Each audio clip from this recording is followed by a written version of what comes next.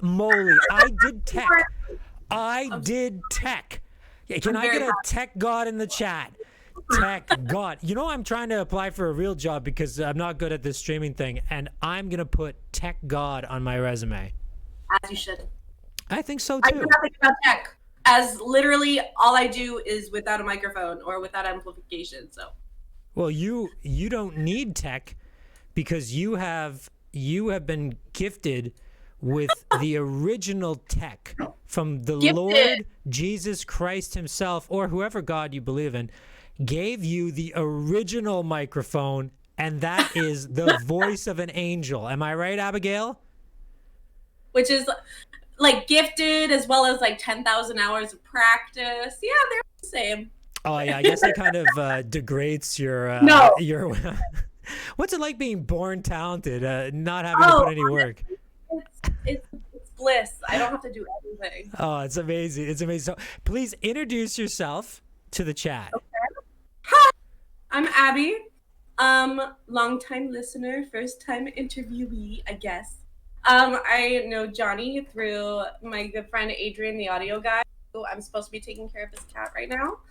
And I'm interviewing instead, so sorry, Adrian. But yeah, I have a master's in voice performance and literature. I have been performing across Canada, mostly, hopefully going to go into the Europe tour once we are back to normal. But yeah, I'm pretty much right now just I teach music as well, voice and piano, mostly online right now because there's no in-person, but I try to sing as much as possible. I actually get paid to sing in a church, which is like, oh man, get my Jesus and my money on at the same time. That's where my donations are going to, the envelope every week. Exactly. I thought they needed new stained glass windows. No. Well, you're way more worth it. Wait, so you need that was a good introduction, but I'm going to sell you even harder because selling women is what I do on the side. That's what I shouldn't have said that. But you are like the world-class opera singer. I know who you study with. You study with Adrianne Pieczonka, who is all over YouTube. She is a star. No, she's like at the Met every year. I didn't have lessons with her for 2 months this year because she's like, oh, I'm just in Vienna. Just doing a show, no big deal. Yeah, like so you're not just I sing in a church. No, you're being mentored by the greatest voices in the world. You're a soprano, and we're not talking Tony or Meadow. Yeah, it's very interesting because once you get into the opera world, you know that there are these things. Chat's gonna love this, but it's called voice fox, not fucks. Nice. Fox. So FACHS. And that is your different voice types. So there is the lowest is a bass, and then bass baritone, alto, and then mezzo soprano, and then soprano. And so I took a course today, an hour course on the history of opera. I still know nothing, but I know a little bit, and I know that soprano is like the highest class. Yeah. And it's only female, right? Yeah, sometimes there are boy sopranos, so kids who haven't hit puberty yet. Castanos, right? Or how do you say it? So castratos are actually, they don't exist anymore. Those are little boys who used to have their nuts crushed, so they never had their voices changed, therefore they could be soprano all throughout their year. We don't practice that anymore. It's a little, but I once actually wrote an essay about how they should not ever have existed, and my friend wrote an essay saying that we should bring it back. It was a hell of a time. You know what? My ex actually recently crushed my nuts, and my voice didn't change at all. Oh, well. No, I'm just kidding. I'm just kidding. It's tragic. It was literal child abuse, but back in the 1600s, they used to put little boys in like warm milk baths and then put like tranquilizers and stuff and then crush their genitals so their voice wouldn't change. And then, but the thing is, even though they didn't have like a sex drive anymore, they became almost a sex symbol. They became like the most popular singers. They became superstars. All the women wanted to be with them. All the men wanted to be them. So like parents were like volunteering their children to become castrato or castrati. Oh, is that not life? In order to get all the poontang you want, you got to cut it off. That is insane. God. So what did they do? Just like touch their nipples to get off or something? Like, it doesn't make any sense. God. I don't know. So your friend thinks that we should continue with those, though. Oh no, he was just being an asshole. Oh, okay. Writing an essay to be. Oh, hi Henry. My cat is saying hello. Hey Henry. Yeah, no. That's enough on castrati. Well, we do have. So the last living castrati actually lived into the 1900s. Michael Jackson. No. Like legit castrati. We actually have a recording of him, so which is really cool because you can hear the voice that he had. But voice of an angel. Well, but it's a really, really terrible recording. It's like one of the first ever recordings of music. So it's very bad. But we still have it. We can listen to it. Wow. Okay, I'm definitely Googling that after. I used to work at Westminster Abbey, and my locker was right beside where the kids would sing. And like that 10 minutes before, like, you know, when you work retail, you're having that coffee and you're just like, oh God, here we go. That 10 minutes before work. But you would hear these angels singing, and it was actually very calming. And I did wonder if any of them were. No, so boy choirs are super popular, especially in Europe. It's a lot, especially the church kind of hosts those. It's a lot of young boys being like altos and sopranos because they have that pure. It's called timbre. It's a music tone. It's a pure tone that isn't affected by like vibrato or anything unseemly like that. They also have very soft skin. sorry. Little boys in church, come on. I grew up Catholic. I have to make a joke. I mean, it's anytime I mention I'm Catholic, I get a joke like that. So I got to throw it out there. But enough about castratos. Let's talk about sopranos. Yeah. Okay. Here's the thing. 80% of women, like classical singers, are soprano. So trying to find a job when there is like literally hundreds of thousands of women competing for the exact same job, it's a nightmare. I thought you guys were the highest of the high, but there's like it's an achievable. Yes, with training, it's easier to get those high notes. So, with like you said, bass is the lowest, right? Yeah. Is it like a class system? Is he like when you're on set as well, are they like kind of like there's the bass guy? Oh, they're the sex symbols. Oh, absolutely. Basses, well, when they have like those rumbling notes, you can like feel it.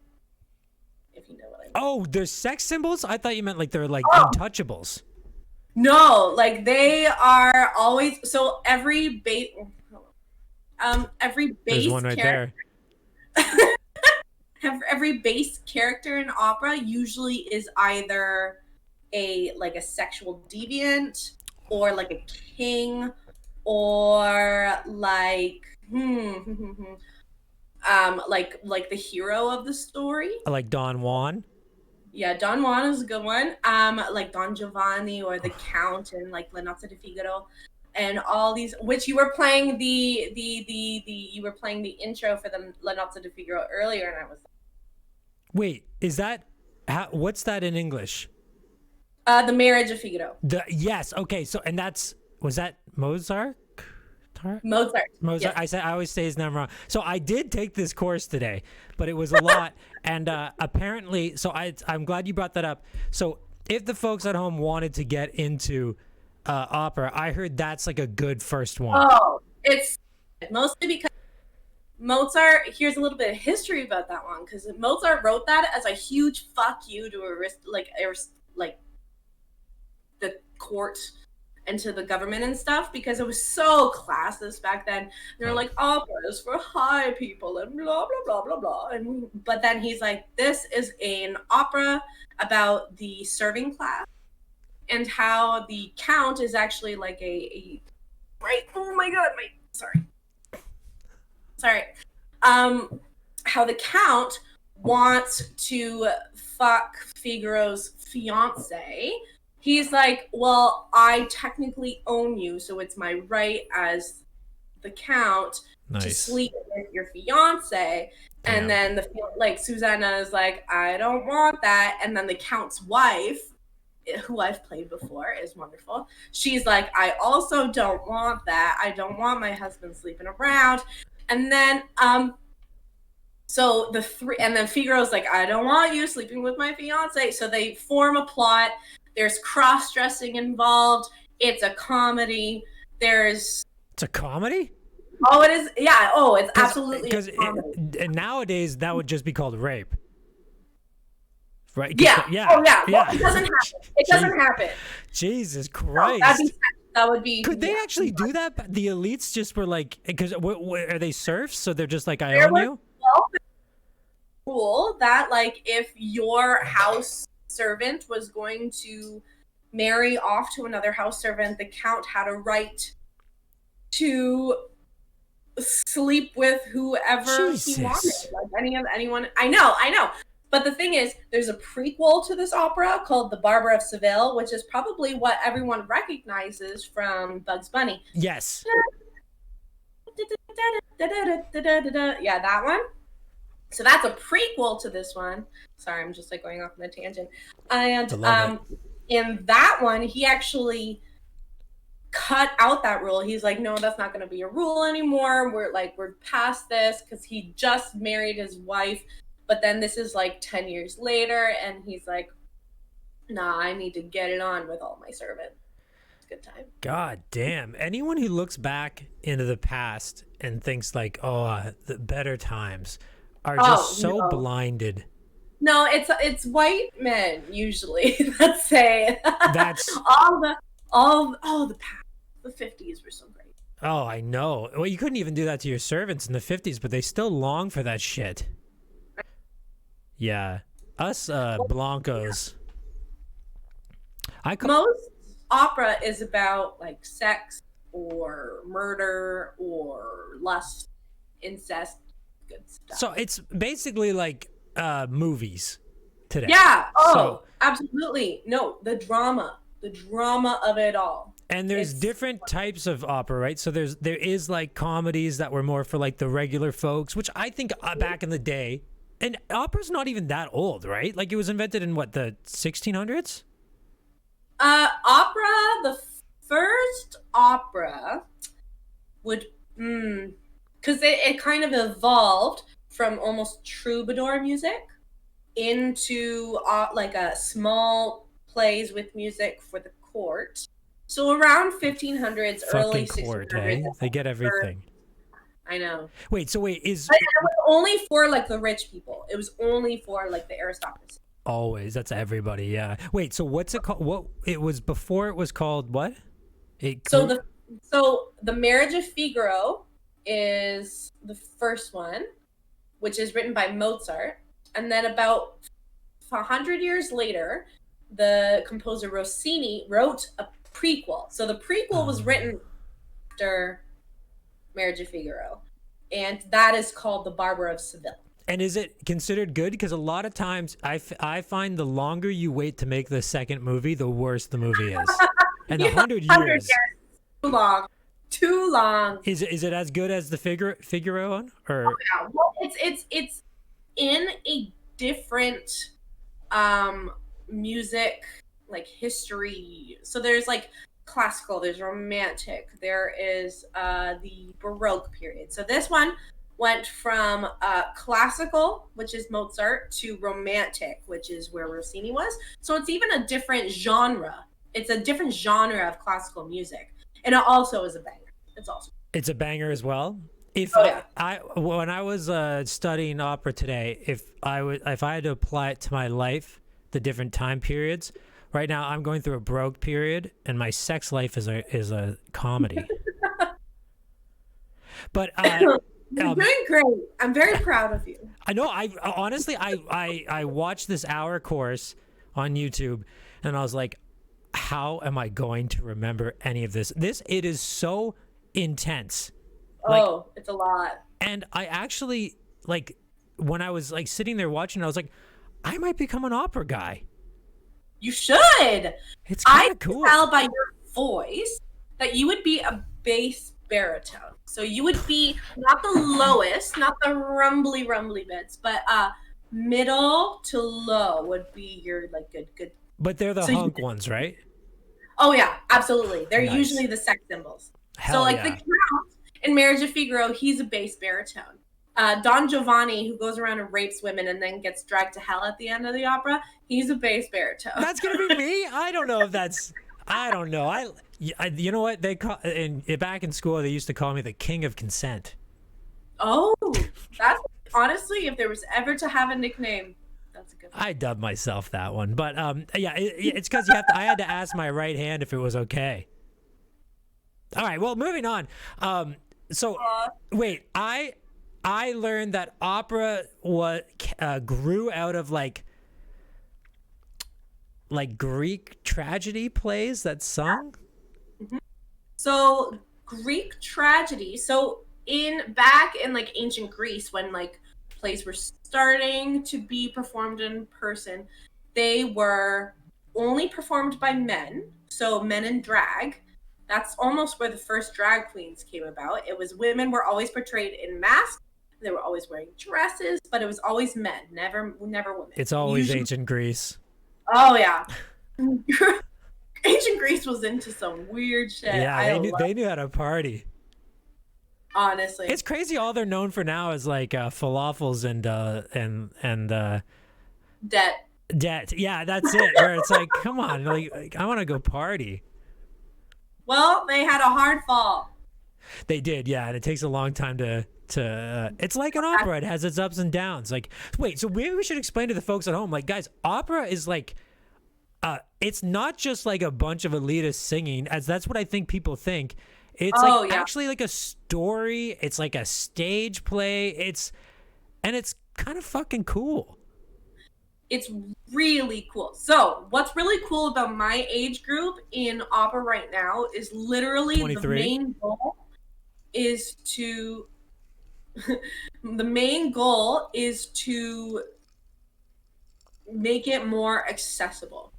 All the old people, so it kind of fell out of favor in like the 1940s when it became like so elitist that people couldn't afford it.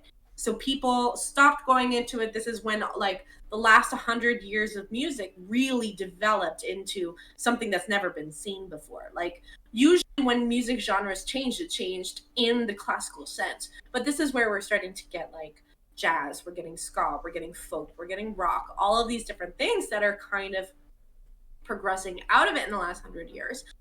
So opera has kind of taken a back step. Therefore, all of the opera communities that you see are always full of old people. Always old people. That my first opera that I ever went to was the Marriage of Figaro. I went with my dad. We got all dressed up, and we were the only people under like 60 there.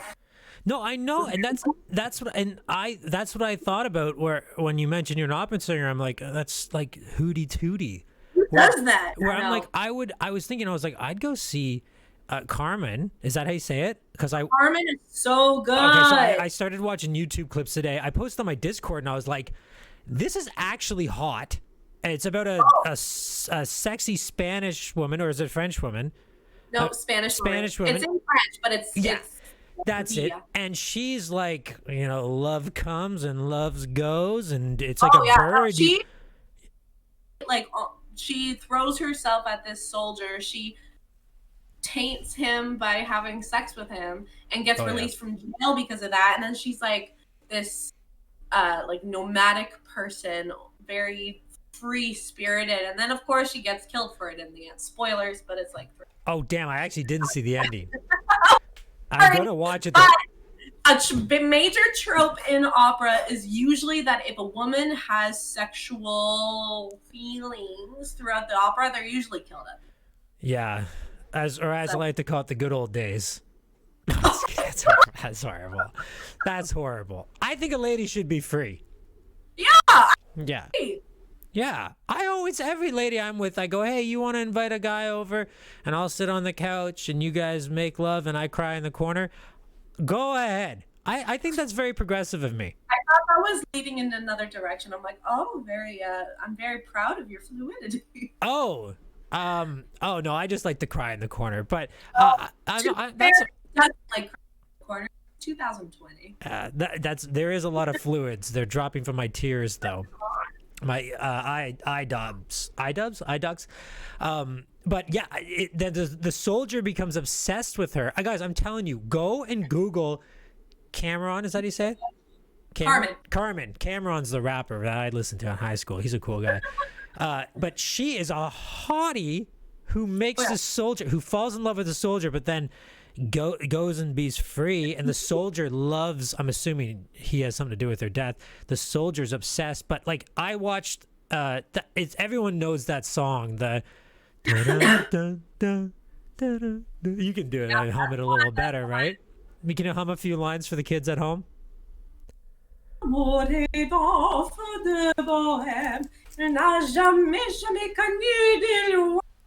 I'm a little sick, so you're not gonna get. I thought you were just gonna go da da da da. I didn't know you could actually like that. Thank you for that. That's amazing. So everyone knows that song from like cartoons and stuff growing up. But if you watch the videos on YouTube, like it's like this very sexy Spanish woman, and what she's saying is pretty progressive. Oh, absolutely. And she literally gets like the entire factory to sing along with her. It's great. Yeah, and oh my God, and everyone's smoking cigarettes. They're not lit. Smoking cigarettes in the factory run by women, and they're all like, yes, give me more sexual flavor. Yeah, she's like, I might love you now, but I won't love you tomorrow. And if I need to get to that point, because I think too many people believe like, oh, love must stay forever in one little mold. But if you're like a camera, I always say camera. I always say it wrong. It's not Cameron. Carmen. Like, God. Yeah, like I keep thinking of my favorite rapper from Dipset. If you're more like her, where she's like, love is a bird, you can try and catch it, but it's gonna fly away eventually. Yeah, she's like, this is why I just sleep with everyone. I'm telling you, I'm like just researching today. You've made me a fan of opera. Now, there's a lot of. I'm telling you, but this is what I was thinking. Like, I want to go see an opera in my favorite tracksuit and maybe with a joint.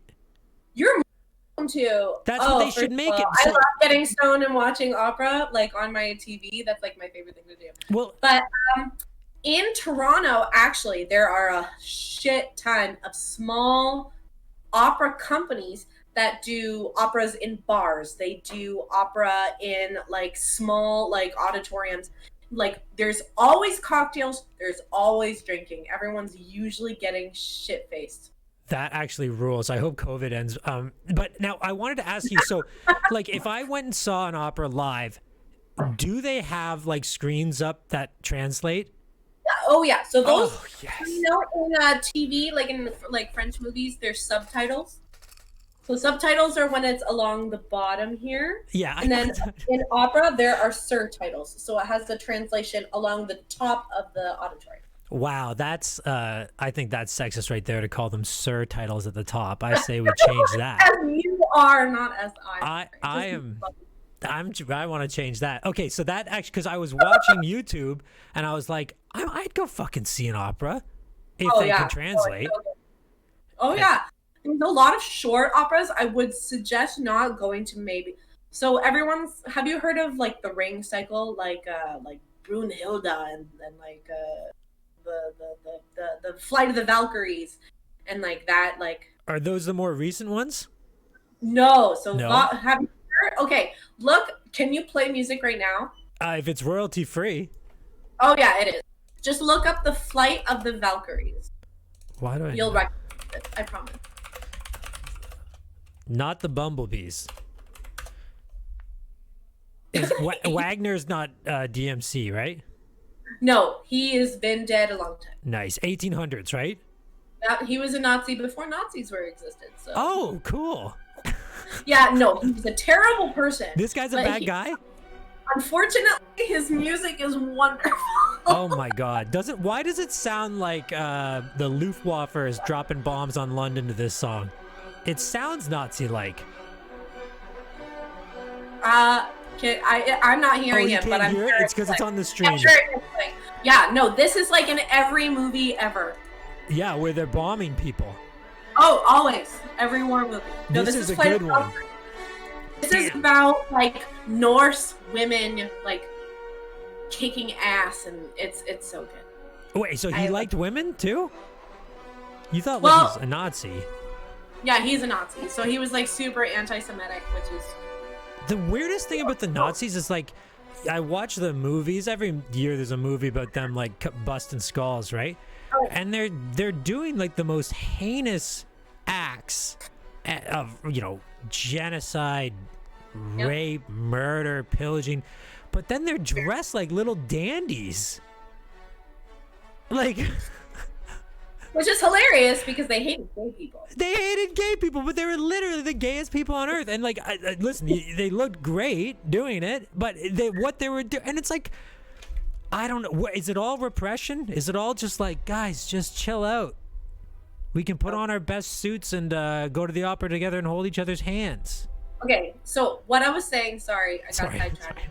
Even though Flight of the Valkyries is like one of those most, it's part of an opera series that is, if you watch all 4 operas, it's called the Ring Cycle. So there's the, I'm forgetting the names of them. But in total, it's 12 hours. It usually takes 3 days to watch all of it. And I would suggest not starting with those. It's called the Ring Cycle. I was actually involved in a production of that earlier this year in February, which was really cool. I was supposed to go to Belleville and do another production of it, but I got canceled due to COVID. I've never heard of that place. Belleville? Is that where you're from? Oh, I'm so sorry. Hey, you want to know? Let's just talk to me right now. Well, I'm moving to Toronto tomorrow, but I went to the same school as you. Me? Yeah. Can I say? Waterdown? No. The university. Oh. Yeah, McMaster. No, I didn't go to McMaster. Wait, I thought you went to. I thought you went to McMaster. No. Wait, no, I got my notes wrong. My master's. Oh. From. Oh shoot! I saw Masters and I thought McMaster. Okay, oops. You went to Western. I went to Western. Oh, you're a party girl. Okay, well, here's the thing about Western music program is that we have one building. It's in the corner, and we never leave it, and nobody ever talks. Oh, yeah, right. Yeah, right. I went to for the folks at home, Western University is where all the rich kids go. And I went, no, not that's all the communications class. That's where all the rich girls go. But I was I went to a party once when I was 18. No, I was like 17. I snuck into the bars and I was talking to this rich girl and I said, she's like, oh, I did an impulse buy yesterday. And I was like, yes, that's crazy because I did an impulse buy yesterday. I bought V for Vendetta on DVD used for $16. It took me 2 hours to decide. And she's like, oh, I got $400 Gucci sunglasses. I was like, that's not an impulse. But you must have dealt with a lot of those people at Western. I avoided them a little bit. So I sound like Wagner. The music community is super tight-knit.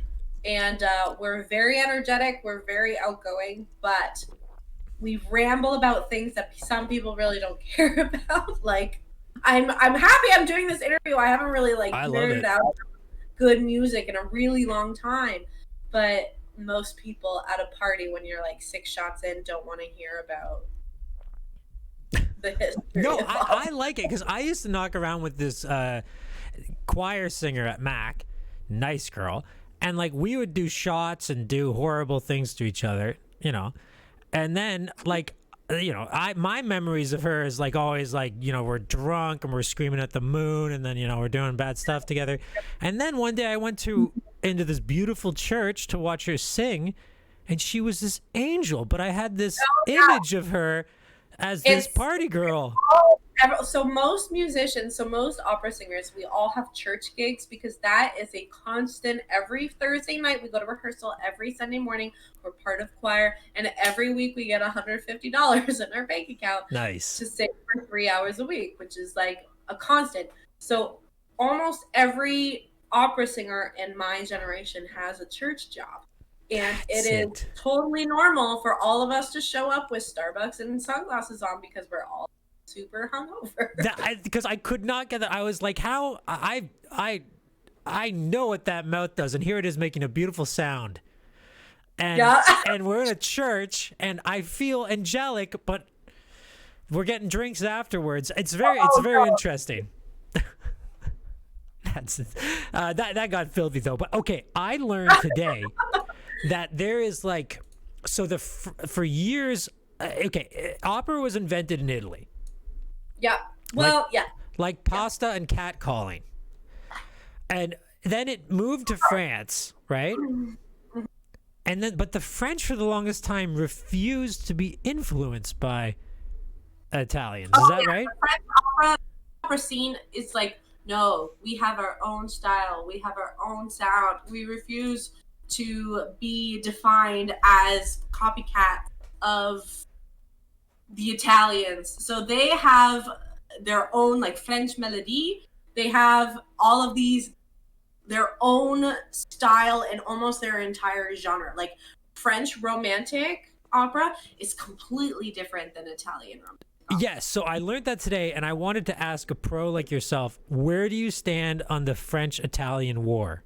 Which do you prefer? And is your dog's name Pavarotti? No, her name is Victoria. Oh, okay, they want to see her. Will said that. But where do you stand? Are you an Italian opera fan, or are you French? I like singing Italian. Do you speak Italian? I can speak it in a very convincing way. That's better than I would expect. So the process of learning music is that you get your here. Do you mind if I go grab my score for a second? Absolutely. I'll show you. Absolutely. Yeah. Wow, guys, I'm actually like, this is fascinating. Like I'm like loving the interviews. And I like, just do you hear like the passion in the, if I could find something in life to be this passionate about, I think you find happiness. This one is fascinating. It's fascinating. Passion of the Castrato. Oh, that's the Figaro. So that's the Figaro. Yeah. So this is the score. It's very large. We have to memorize it. Holy shit. Only in Italian. So what my favorite thing to do is that when you get a score, you highlight your part, you write the translation above it, and then underneath you use something called the International Phonetic Alphabet, which is a way of writing that you can sound out each word, even if you don't necessarily know what it means. So let me see. Oh, sorry. This is going to be just like, I'm giving you a lesson today. Apparently today is just... Take the floor. Okay. So let's see if I can get this. So there is the translation. Oh, yep. Hi, Vicky. And then above it, you can see it's the International Phonetic way of speaking. So it's got some funky letters and all these different things. So we all learn the alphabet that way, and like what the vowels sound like, what the specific consonants sound like, all these different things. And then you write out each word in the International Phonetic Alphabet, and then you can say any word, even if you don't know what it means, in the proper dialect. And you have to do that in that entire book. Yes. That's it. So you can see this is every scene that I'm in. Damn. Well, you're the star. Sopranos are the star. Oh, yeah. Wow. I'm hoping to get like a Rogers commercial when I get back to Toronto, and I'll be worried about like the 3 lines I'll have to remember. Oh, yeah. Well, I had a good friend that we were in a Russian opera called Eugene Onegin in Halifax. And the Russians were late to the game, but they were to their own style, right? But they pulled through. Yeah, Tchaikovsky, like everyone knows the name Tchaikovsky. He wrote some incredible music, some incredible ballets, some incredible operas. So he wrote a Russian opera called Eugene Onegin, and my friend Aaron played Eugene Onegin. And he didn't learn his role in time, so the majority of opening night, he just made Russian-sounding words. And nobody noticed. They're like reading the surtitle. They're like, "Oh yeah, yes, oh yes." Oh fine. Yeah. Well, this isn't like back in the day when people were like the elites were way more educated. This is just me hanging out, going like, "That sounds fucking Russian to me." Yeah. Right. We had to get exactly. Sometimes our teachers teach us how to fib a little bit. That is awesome. So let's talk about more about what were you discovered when you're where people are like, oh, you got a great voice, or did you fall? Because I from my studying of opera today, every opera person goes, listen, I know opera isn't cool until you get into it. Every YouTube video, they're literally who's gotten into opera is because they were thrust upon it somehow. I didn't listen to opera growing up. My family wasn't one of those people who had the classical. This is exactly what they say on YouTube. They go, I swear to God, it was an accident, but it's great once you get into it.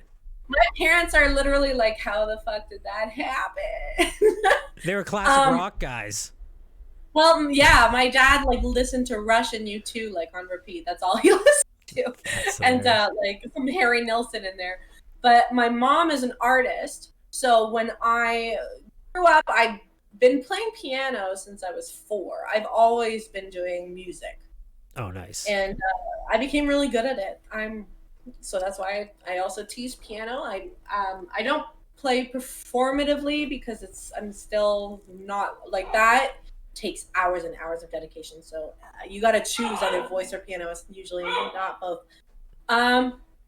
But I've been playing piano, and then when I got in middle school, I extended into saxophone, clarinet, double bass guitar, ukulele, all that different stuff. So I have 8 instruments under my belt right now, and I'm always trying to pick up new things and learn new things, but I've always loved singing. So when I actually moved to Canada when I was in 9th grade, my family was missionaries in East Africa. Really? So I actually grew up in Tanzania and Kenya.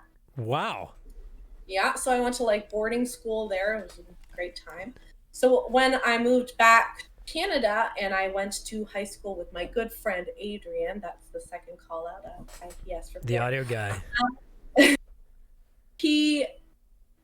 I started getting really into the music scene there. I mean, there wasn't a lot of music there. It was a sports heavy, but I always wanted to sing. We had a little bit of a musical theater going, and I loved musical theater. So I'm like, yeah, I'm going to get into musicals. So I begged my mom for voice lessons, and she's like, we can't afford it.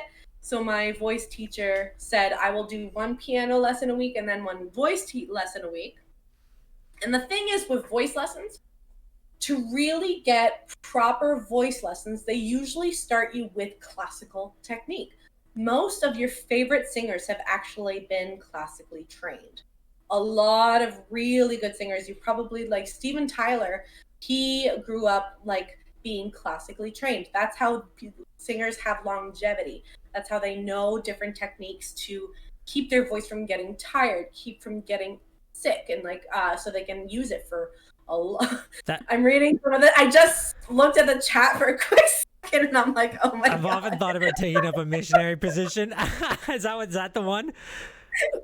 Well, I was gonna say, is that why Post Malone is so good? Probably, yeah. He's not. Is he classically trained? He sounds like a goat. Really like his voice. He's very, very soothing. I was so broken over you. He's kind of good. I like him too. He's got a goat voice. He's like our generation's Kid Rock, and I like Kid Rock. Oh my gosh. That's how he'll be remembered. I think so. Really, this generation's Kid Rock. Yeah, I think so. But I like Kid Rock. He's cool. Remember the little guy that Kid Rock used to hang out with? He died, eh?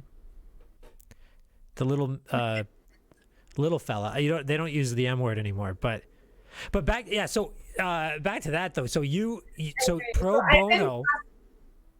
Oh, sorry. Yeah, so she was willing to teach me, and actually she got me, because like music has been easy, so sight reading music was pretty easy to me, so she just gave me different things, and she started teaching me different languages, and so that's when I was like, okay, I decided to go into musical theater at Sheridan for a year, which is based in Oak.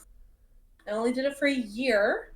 And then I took a year off. I was involved in some musicals at McMaster, actually. I did Spring Awakening there. So I always dabble in musicals as well. I love a good belt. Well, I heard that musicals were like grew out of operas, but more for the people, right? Because they were more accessible. Oh, absolutely. So musicals came out of opera, and that's how we got like golden age, like Rodgers and Hammerstein, and like Sound of Music, Carousel, like all those old-fashioned. Stomp. Yes, so old-fashioned. Yes. No, but all of these different things, and so that's, and then out of that came more contemporary musical theater, and then now is like like Hamilton is like the most contemporary, is like rap in musical theater, which is awesome because you can kind of see the progression of where rap is to where classical music was. Like you can see the timeline to see how they like connected, which I think that is fascinating, actually. Though that guy who wrote Hamilton, I feel like I would bully him in high school, but I like the Hamilton. I think it's good. Yeah, there's something about him. There's something like I could just see him like being mad because I made the girl he's talking to laugh, and then I'd have to shove him. But he's a cool. Tell that he was a huge music nerd. Like he nerded out about like music theory. There's a famous rapper. Is it Redman? Not Redman. There's some rapper out there, but he recently came out and he's like, oh yeah, I used to bully him. But who's the bully now? That guy's like top of the world. Millions. Yeah, seriously. Top of the world. Yeah. So long-winded story of how I got into opera. I went to Western. They have a general music program. I always knew that my voice kind of suited classical singing, but in my first year of university, I was involved in an opera there. And I got to start singing with choirs and all these different things, and I started to really fall in love with it. And then my teacher was really passionate about it, which made me passionate about it, and then I just wanted to sing it all the time. And then I learned about music history and music theory. I was like, it's like, you know that meme of like that woman with all the math like in front of her head? I'm like, and it's just like, it's really, really awesome to listen to just music and when you understand it a little bit. So I always say that everyone should have at least a little bit of music theory knowledge, because then your enjoyment of music will like be increased. But then if you learn too much music theory, it's just going to decrease. You just hate life. Do you dream in notes? Do you dream in musical notes? Is that a thing? No? Okay, I don't know. I cannot music in my head. Oh, I'm seeing a chat about Tchaikovsky's Yeah, they've been talking about him for like 10 minutes. The 1812 overture. Oh yeah. At the end, like da da da da da da da da da da da da da. That's like a war one too. Cannons right at the end. It's really cool to see a live production of that.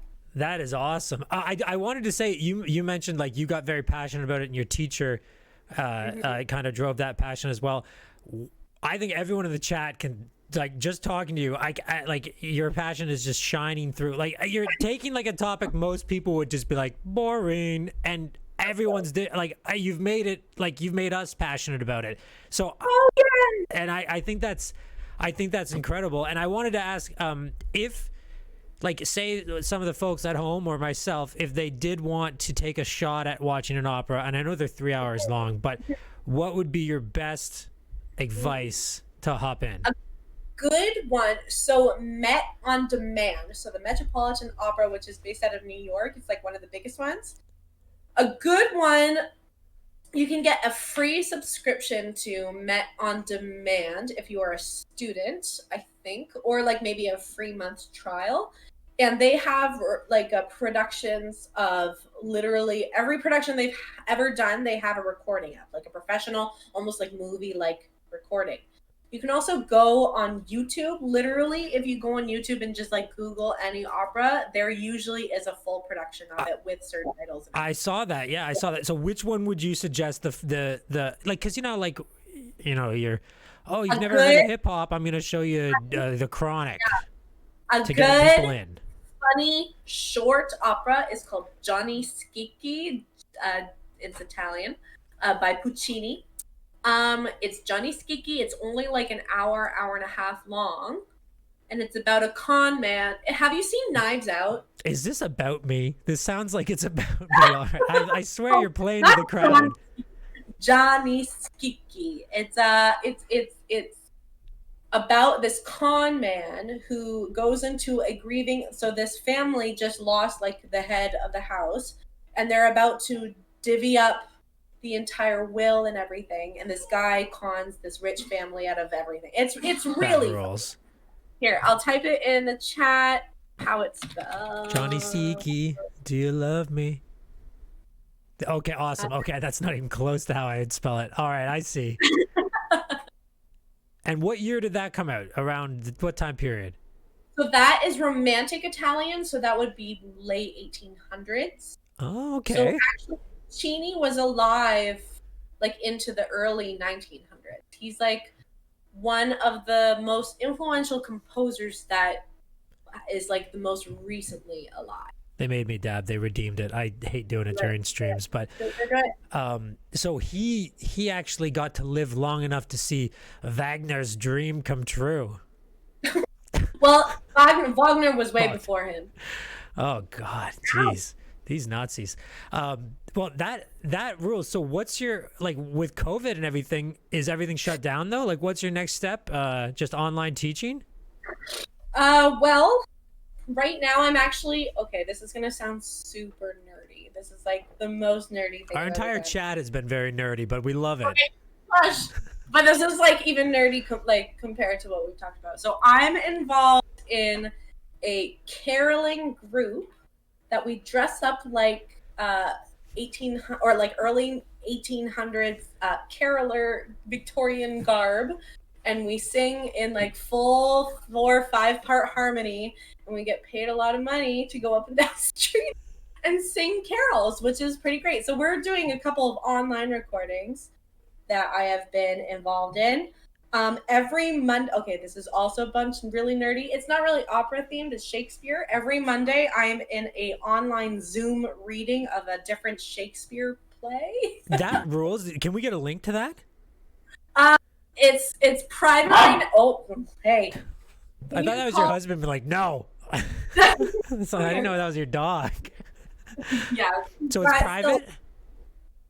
Yes, it's well, so it's mostly, we do Shakespeare plays and we try to make it as dirty as possible. That's so right hot. now we're actually setting up a website called Moira's Dildos, and it's going to have links to all of our online Shakespeare readings. That rules. So you make Romeo and Juliet actually younger than they really are. Okay, well, no, that's too dirty. Hey, you know what's crazy? When you mentioned that you sing the carols, and we won't say where you're from, but I you know that Christmas market in the town square? I set all I worked for an event company for 10 years. We set all that up. I've seen you live. How long have you been doing it? Me personally, because when I was in university, I didn't really do it. How many years have you been doing it? I've been doing it for about 6 years. I've 100% seen you for before in the That's my cat. That's my cat. Oh, heads up! I believe your microphone's backwards. People do that. I think just a heads up. I did that too. That's how it's supposed to be. I'm pretty sure. Ask Adrian though. But so I've 100% seen you live singing. I'm normally working, but I've seen you live singing 100%. You guys dress up in old-timey Charles Dickens garb, and I think that's insane that I've actually seen you live. And you guys are incredible. Oh, thank you. That's incredible. Thanks for the sub, Splashy. Isn't that crazy? Look at, oh my God, they're all mad that I said you have a husband. Oh, they're in love with you right now. This is incredible. Good job. Well, that's nice. It's good to see that someone likes my passion. All right, Will, you still got a chance. That's horrible. But I always say just because there's a goalie doesn't mean you can't score. But it's like we've already, like, I honestly, most interviews, I'm like, the 30-minute mark, I'm like, how am I going to keep this going? It's already like at the hour mark. Do you mind if we keep going for 10 minutes? I normally give 10 minutes to ask the chat questions. You are more than you can, any questions, anything. I'm awesome. down. I'm just saying how it just flew by. Chat, my friends. Crazy Lady's got a question. Let's go with hers first. Okay. Yes. Adrianne, I just switched the. I don't have a kid. I have nephews. Abby, is that the question? Oh, Abby's her name. Shit, I was thinking Abby. I was like, Abigail. Abby, I know, in my head, I'm like, that. What's Abby? I'm so dumb. What do I do to warm up my voice? Yes. Oh, this is a fun one. Do you want to do some warm-ups, Johnny? Let's do it. I can't hit a note to save my life, but let's try. Luckily, this is a warm-up that literally everyone can do, and I suggest you all do it at home. Should I loosen my belt? Do I need my breath? Yep, so what you gotta do, you go put your hand on your diaphragm, which is right under your ribs. So, yeah, up a little higher and in the middle. So it's right under your lungs. It's the muscle that expands and contracts your lungs. Okay, we're gonna take a deep breath, and we're gonna expand it, and then we're going, okay, you're all going to think this is stupid, but we're going to do a lip trill. So, oh my God, I don't even know I can do that. I can barely do my S's. Wait. Yep. Do it one more time. Can you roll your R's? No, I can't, and I'm trying to learn Spanish. I've only dated Latina girls in my life. That's fine, but so can you like do this? It's like a horse. I can't even do it. I'm thinking I might take a month of my life and just go on YouTube and learn how to roll my R's and do all this. It's so embarrassing. Okay. Well, a good one is like take in like a yawn. You don't have to do a lip buzz, but like, it's just like a yawn. All the way down. You got it. Wait, am I exhaling or inhaling? Exhaling, right? No, you're breathing, and then you're exhaling on a yawn. Oh, very nice. This sounds like I went to like some middle-age, new age meditation class at the Y, and it was like nice, because you actually were activating your falsetto, which is the head voice. So, wait, if we have 15 minutes, I'll go crush my nuts, and I'll come back in here and hit a high note like you've never heard. Perfect. I should sub that off. Okay, so let's see. Abby talked about how much. Oh, sorry. Go ahead. Well, Mr. Hunter, who is my high school music teacher, is one of my biggest music influencers. He was one of he was like the most chill dude, but he knew when people tried or not, and he was like, no, you have to do music. He's like super deadpan. He's like, you have to do music. And I'm like, well, I was thinking it. And he's like, no, you have to. And I'm like, I guess I'm doing music. That's oh my God. I'm so jealous because my teachers were like, you should do labor. Have you tried ditch digging? I'm so jealous. Look at Matt Inc. in the chat says, I've never met another opera nerd, so I'm sorry, but can you ask her if she likes the song Pegalicia Cesta de Gublia. Wow, this guy is a nerd, and that's cool. Matt's new to the community, and what are the odds that I get an opera singer on, and we get a new viewer who's an opera nerd? Go ahead. Do you like that song? It's Pagliacci Vesti la Giubba. I wasn't even close. Yeah, well, it's you. I don't know. I actually am blanking on that song right now, but I'll listen to it and get back to you. Oh my God, you got out-nerded. I know. Oh God. I know. They always try and do that, eh? When it comes to titles of arias, this is like all of my opera friends are like, you know, I'm like, I know where it's from, I know who wrote it, but I just don't know the name of the actual song, which is something I gotta work on. But oh my God, Push the Skyways here, who I haven't seen in a few days, and I thought maybe I did something wrong. Could you sing something quickly romantic to her to get her to love me? I'm just kidding. I'm just kidding. She said, Push the Skyway says, has she seen Moonstruck, and what does she think of the opera scene? I actually have not seen Moonstruck. Is that the Cher movie? No, that's Burlesque. Oh, damn. Wait. What question did I miss? Oh, I have studied piano in a conservatory. I studied music in just like a little voice studio, which is kind of, they pop up everywhere. But I went to university to really delve into it. So a music program. I got my bachelor's and then I got my master's. Yeah, your master's. Wow, that's awesome. I said that. I told you master's and you thought I said McMaster. Yeah. Oh, sorry. Listen, your biography, which is on the Discord, is jammed packed. Like, you've been in every single production. Of course, I'm going to be confused. You've been all over the world. Mostly just across Canada. Just Canada right now. Canada's big enough to call it the world. It's like going to Russia someplace. You went to Edmonton. That's close enough to Russia. But that's unbelievable. Ponderosa says, if you made 2 lasagnas and put one on top of each other, would you just have one lasagna or not? I should have read that one before, but do you have any thoughts on that? One lasagna. Yeah, it's true. 2 just become 1. It's just layers, man. It's just layers, like the musical theater kid. They always have layers. Do we have any more questions? Thick lasagna. Do we have any more music questions, my friends? Come on. Do you write, or do you write, or have you written, or are you considering writing your own opera? I have tried to write music before. I've written a couple piano pieces, but when it comes to text, I'm not good at poetry. I'm not good at writing. So actually, I have sung some new operas. Like, what I like to do is I like to workshop new operas. So there usually is a composer and a writer in the room, and we sing what they have created, and then we workshop it together. Like, we give opinions as singers, if it's easier or harder, or different things like that, and maybe like some different ways we can change it.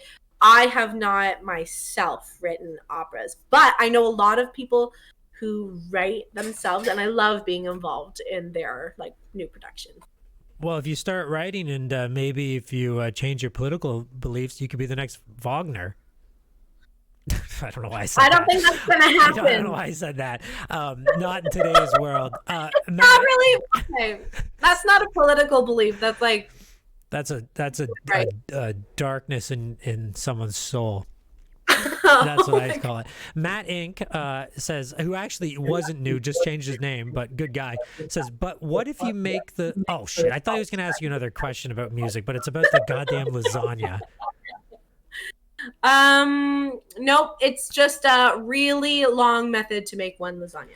Just more layers. Splashy, who's actually studying music, she says, was it difficult to get into productions after college? I'm a voice major and I'm going to law school because I was too afraid to pursue music as a career. She's actually just flexing.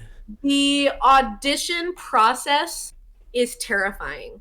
So the success rate of auditions to gigs is around, if you are a good trained like singer, is 12%. So if you do 100 auditions, you're lucky if you get 10 gigs. And that is if you are like represented. That is if you are trained. That is if you are not a soprano. Usually a lot of the time is trying, literally sometimes I have 3 auditions in a day and I'm like, go in and I'm like, you know what, this is an opportunity to perform. I am not, and then you just gotta do your best there And if you get it, then you get it. If you don't, you don't. But literally, I had like 2 gigs this summer that I was super excited for. I was supposed to be in Sound of Music in the Hamilton Music Festival, which is awesome. And then I was supposed to be in La Clemenza di Tito in Toronto, and they both got canceled due to COVID. But literally, a lot of it is unfortunately, who you know. A lot of the times, you don't get auditions unless like. A lot of the times I don't even know about auditions unless someone's like, hey, are you auditioning for this thing? And I'm like, I gotta email them. Give me an audition. A lot of the times I email people and be like, can I sing for you? And a lot of people, oh, ow, stop biting me. Look at these floppy ears. Oh. Sorry. A chew toy in its belly. Distracted. But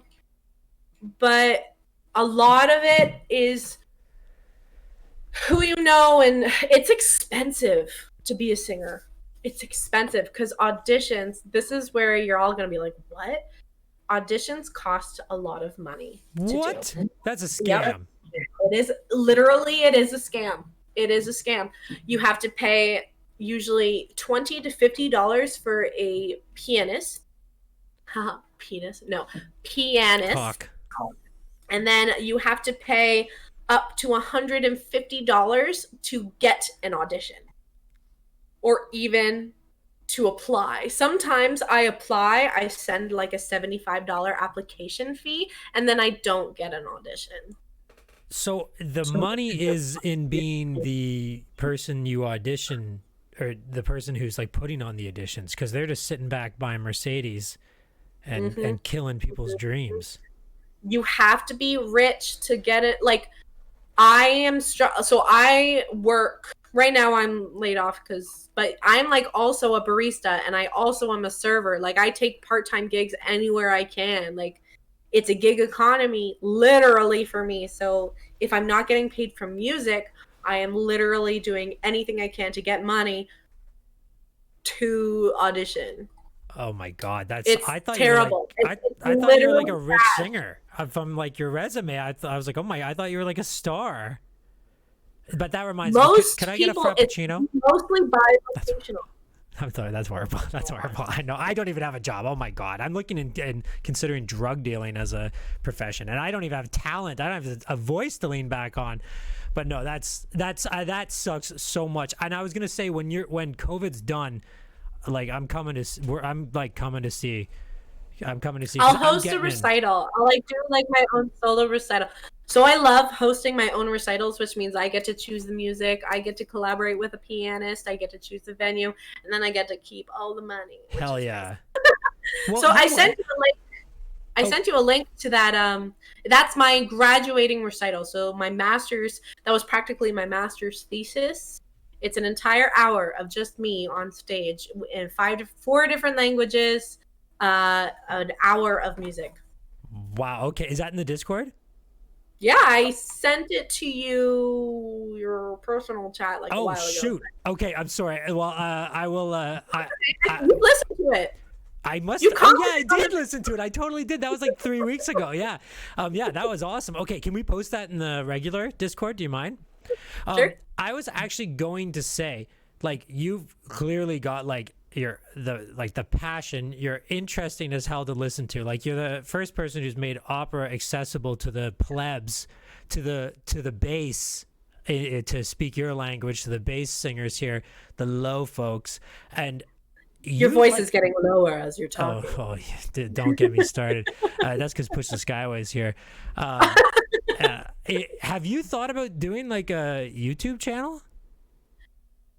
Yes, I'm not very photogenic. You're like glowing right now. I know, but like when I'm in videos, I'm like, hello. So also I have like no technology experience. So if anyone wants to help me make a YouTube channel, I think we should come together and Jam in our chat. He's helping me out with mine, and honestly, like you. Oh, Jam, that mustache. He looks good. He's kind of got like a Lego man look, but like a cool Lego man. He's hot. I saw Splashy Laren. Sorry if I got that wrong. But what I really love about kind of my community right now is that we're trying to make it as accessible as possible. So a lot of the operas that I am involved in, like most tickets are like $20. If you go to like the Canadian Opera Company, usually that's upwards to $75 to $100. Like the Metropolitan is up to $200 a ticket. But you literally look for local theater. There's operas in churches, there's operas in bars, there's operas everywhere. Literally, you should do it. Damn, I still think you should do a YouTube. I think you should do a YouTube. You've got the personality and you've got the passion. You could do that, like a series of history of it. You can do like tips. So you can do like. I would love to do it. I think you should do it. Will here, who's the most honest man in the world, who I've asked him questions before, to be honest, and he's told me answers that have struck me to my core. But then you can't build up without breaking down, right? So he just said, not photogenic. She is amazing to watch, and I'd sub to her YouTube. I think you should. And we're here to help. We got Adrian, the audio guy. Matt has been begging to ask, have you heard of Paul Potts? Oh, Paul Potts. Yeah, so he is a singer who's been classically trained, who was on, I think, the X Factor. Oh, yes, that guy, the car phone guy. Yeah.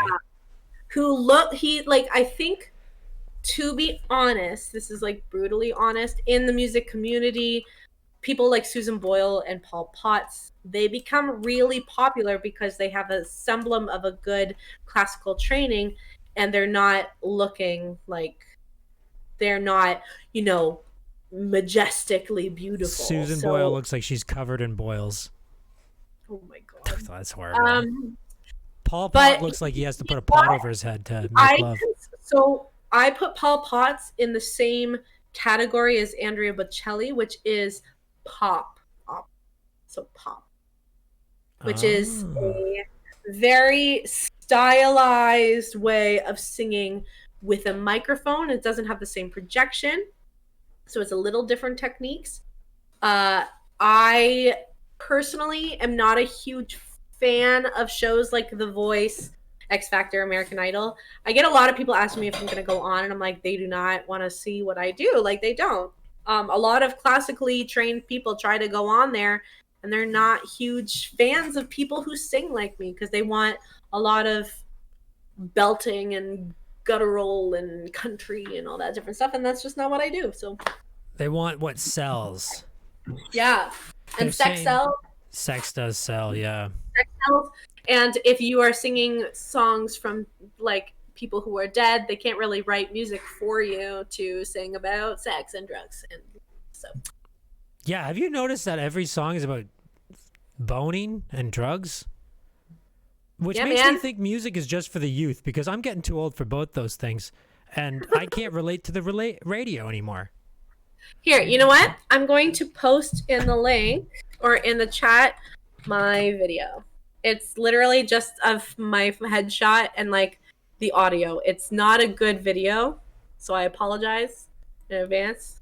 But we're going to make those videos good. I actually really do think you should make a YouTube video and just start your online brand. Because who knows? Who knows? Because then when you start going to auditions, you can be like, oh, I also have, 50,000 followers, on YouTube, and I've been on huge shows like Johnny Now Radio.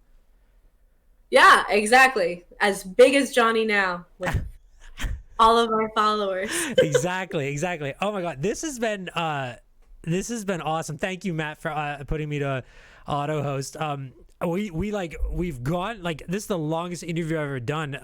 It just was so much fun, and I feel like we could have talked about a million other things. Any last words to get the kids at home into opera? And you've sold me completely. I'm going to YouTube Cameron, yeah. No, Carmen San Diego. Carmen, I can't even say that. Come on, how am I going to sing Italian if I can't even say Carmen? Cameron. No. Carmen! Jesus Christ. Okay. I'm telling you, I'm going to watch that this weekend because it is hot and it's cool. Do it. You'll recognize actually a lot of the songs from Carmen are super popular. Now there's one song there's one soprano, she like shows up, and so Carmen is a mezzo soprano, so like sultry, middle of the voice, like lower, like very nice and sexy. Sounds like Push. Oh, Micaela is the soprano. She comes in, sings one aria, and then she like pieces out, and she's like the virgin-esque character. That doesn't sound like Push. That's who I would sing because she's a soprano. Okay, perfect, awesome. All right, well, so that one and the Figaro is a good intro to have on to get into opera. Yes, and that's the and homework. If you like musicals, do you like musicals? Have you ever heard of the musical Rent? Yeah, I liked Rent. 525,600 minutes. It based off the opera La Boheme by Puccini, so it's all connected. Oh, okay. I liked Chicago. Chicago's great. I love and Chicago. All that jazz. You know what? Don't tell my mom this, but Kinky Boots, the movie was better than the play. Kinky Boots? The movie was better than the play. I think so. I have tickets to come from away, but I left them at my old apartment. Are they good? I've only heard the music. My parents got to see it because musical theater tickets are really expensive. What? Actually. Okay, I'm gonna get that back in the divorce settlement. So I'm gonna put that in there with my hard drive. All right. Well, this is your favorite mug. Oh my god, my hot dog mug. If I don't get that back, I'm gonna throw a plate of spaghetti at the wall. Abigail Veenstra. Am I saying that last name right? Abigail, first of all. Abigail. What did I call? What did I call you, Cameron? You're like Abigail Veenstra. My last name actually sounds a bit pianisty. And did you get called Peenstra a lot growing up? Peenstra. Yeah. Actually, the only person who calls me that is Adrian. Yeah, fuck, I knew it. Oh, I got a lot of cock jokes growing up too. But thank you so much for coming on. This has been one of the coolest interviews, hands down. Do you care if I throw this up on YouTube? I'll send you the file too, so you can put it on your channel when you make one. Okay. Thank you so much for having me. This has been a blast. No, this is awesome, and hopefully we can do it again. Yes, please. All right. Anytime you need a random guest to talk about random shit, I am here for that. Well, I'm thinking about doing. Everyone's doing panel shows right now, and I think you've got the personality. So if you're down, we're just gonna pick random topics and shoot the shit. I'd really be. I actually have streamed a couple times, but again, I have no tech knowledge, so usually I just play Minecraft and talk about music history. I think you should do it. Everybody go say hello in the chat right now so everyone can go follow you. I haven't even followed you, so I will definitely I haven't streamed 3 times. I think you should do it. Now's the time where everybody's in lockdown. Will says, for your information, if you need a husband replacement, I'm on Tinder. You've already got fans, so I think that's great. Don't get too jealous, my friend. Everyone on the internet's weird, but he's a handsome hunk that said that. Thank you so much for coming on. This ruled. Oh, what is this? The music just I had music in the background. I had the 1812 overture. And did you have the cannons going on? And it just finished right there, so I think that's perfect. All right, thank you so much for coming on. You rule. Thank you for having me. Thank you so much. Wow. That was amazing. Oh, where's my... Oh my God, guys. Let's get the speech chat back on. That was absolutely incredible. That was so much fun. Can we get a booyah in the chat, my friends? That was one of the best interviews we've ever done. Spectacular as cock. That was absolutely incredible. Wow. Well, thank you guys for hanging out. I guess we should, let's keep going with the opera. But I guess we should definitely raid Crazy Lady as we always do. I'm going to try and slide on into her stream if she's on. Booyah. That was such a great interview, such a cultural stream. That was awesome. And guys, I'm really excited about the future of this stream because that was so much fun just to I literally tried to learn about opera all day, and I was like, I think I might be into this. I feel enriched. Yeah. And that's beautiful. So I've got on Thursday, I've got a conspiracy theorist on, so it's not going to be as enriching. But this guy's serious. He takes this. Oh, Wow, geez. speak English, Johnny. Honestly, people don't understand how cool opera is. Oh, I'm sold now. I'm sold. But so Thursday, we've got a conspiracy theorist. We're going to find out Carrot. who's a lizard person and who's not. That's going to be interesting. He's not a flat earther guy. Yo, I am stoked for the conspiracy theory. I think it's going to be fun. Now, my friends, I'm not going to be able to stream tomorrow morning because I got to go up to the city and get my key for my new place. Man, opera was the most lit music of its time. Like it was the equivalent of rock and roll at the time. I'm telling you. That's what I learned today as well in my studies. I want to be interviewed. All right, we'll do something interesting in your life and we'll get you on. But no, I'm just kidding, my friend. We'll get you on down the line. Yeah, so... My fave is Phantom of the Opera, the NYC performance from the early 90s, although that's only partial opera. That is cool. Push is actually one of the coolest people out there. So let's... guys, I won't be able to stream tomorrow morning unless I can stream while driving. Am I allowed to stream while driving? But I have to get up there Johnny, by the 11. Deep House mix from earlier was so good. Dude, I know. And Adrian, the audio guy, get this man to the burn word.